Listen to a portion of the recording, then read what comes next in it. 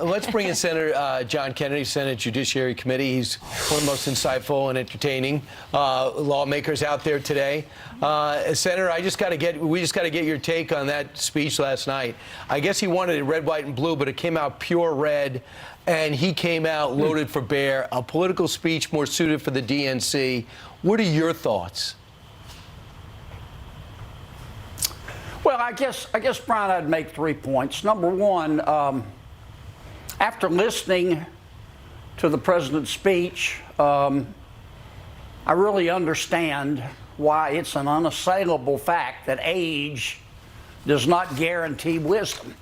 Number two, we saw the President Biden we saw last night was really every inch Joe Biden, the politician. His speech was a very cynical attempt to fill our heads with stupid. And number three, I thought to myself, what a missed opportunity to talk to the American people straight up about the reasons when they lie down and sleep at night they can't. He could have talked about crime, inflation, learning loss by our children, the mountains of fentanyl coming across the border, killing our teenagers. Instead, he chose to say to the American people, if you don't agree with me about higher taxes, more government, if you don't agree with me that moms are birthing people, if you don't agree with me that government has a constitutional right to talk to your 5-year-old about sexuality, you're a bad person and you're not even an American. And it was, I guess after it was over, I said to myself, you know, it's really true. I've said this before, but the water's not going to clear up in Washington until we get the pigs out of the creek. And no one is coming to save us but ourselves. I hope people will go vote.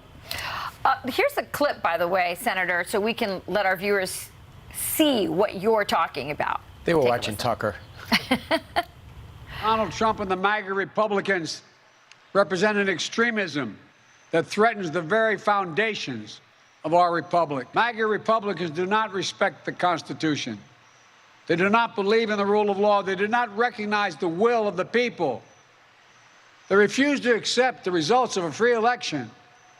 And they're working right now, as I speak, in state after state, to give power to decide elections in America. MAGA forces are determined to take this country backwards to an America where there is no right to choose, no right to privacy, no right to contraception, no right to marry who you love. MAGA Republicans look at America and see carnage and darkness and despair. They spread fear and lies. Lies told for profit and power. But I see a different America, an America with an unlimited future, an America that's about to take off. I hope you see it as well. Senator, you know a lot of MAGA Republicans. Does he describe them accurately? Well, he sounds like a long-winded description and definition of what Secretary Clinton called deplorables. The people that President Biden is talking about, some of whom supported President Trump, some didn't, are the people who get up every day, go to work, obey the law, pay their taxes, try to teach their kids morals. They do want to make, they are proud of America. They do want to make America great again. They just don't agree with President Biden's neo-socialist woke agenda. They don't believe in bigger government. They don't believe in higher taxes. They don't believe in more spending. They don't believe in more regulation. They don't believe in more debt. They don't believe that we ought to turn our cops into social workers. They don't believe that stuff. And I think I think I'm very disappointed that the president would call people who don't agree with him those kind of names. I just think he's made a political mistake, but it says something about his administration. It does indeed. You know, we got a twofer with you. Not only are you a politician to talk about Joe Biden's nakedly political speech last night, but you were also a teacher. once upon a time. And I'm sure you saw the fact that they looked at that national test score that they give for 9-year-olds, kids who are in 3rd and 4th grade, to figure out how proficient they are in reading and math. And after the pandemic, we discovered, to our horror, our kids are going the wrong way. They've lost 5 points in reading, they've lost 7 points in math. And of course, it is blamed largely on the pandemic. But here's the unusual part right now. We know that the teachers' unions kept the kids out of school classes as long as they could, but this administration is blaming the last administration. Listen to this, Senator. Right. So let's step back to where we were not too long ago when this president walked into this administration, how mismanaged the pandemic, the response to the pandemic was. In less than 6 months, our schools went from 46% to open to nearly all of them being open to full time. That was the work of this president. And that was the work of Democrats, in spite of Republicans not voting for the American Rescue Plan. Again, schools were not open. The economy was shut down. Businesses were shut down. Every Republican Congress voted against that money. That is the reality. We had to do this on our own. And Senator, of course, it was, the coronavirus started during the Trump administration, so the Trump administration pretty much shut everything down. But then, one by one, states started coming back online with their kids. It was the teachers' unions that were talking to the Joe Biden administration, the next administration, about keeping kids out of the classroom as long as possible and all the mandates and stuff like that. Then they wound up with $190 billion from the American Rescue Plan that she was just referring to for the schools, and a lot of that hasn't even been spent yet, and now our kids are going the wrong direction in reading and math. Well, if you believe what the president's press secretary said, you'll never own your own home. I mean, it's just not true. The American people watched it. Our schools were shut down by woke local school boards at the urging of many teachers' unions, and President Biden never said a word. I mean, in some cases, he encouraged them. He just stood there, sucking on his teeth. So it's a little bit of revisionist history. And he could have talked about that last night. He could have talked about his plan to help our kids regain the knowledge that they lost as a result of their own government shutting down the schools supposedly in the name of science.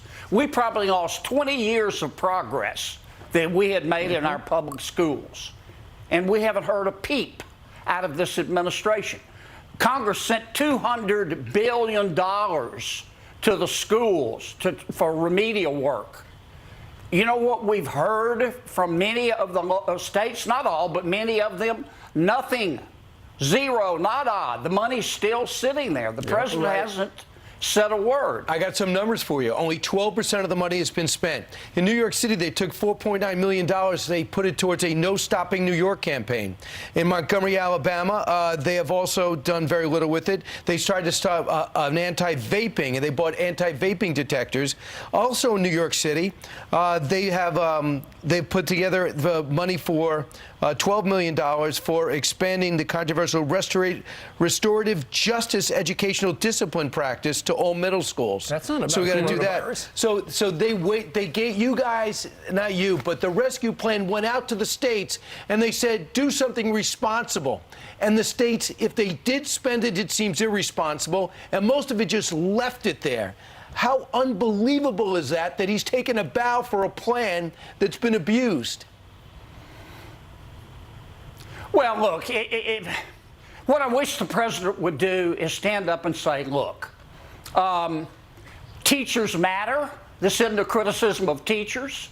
I can't name you the first 6 presidents of the United States in proper order, but I will never forget my first, second, third, fourth, fifth, and 6th grade teacher.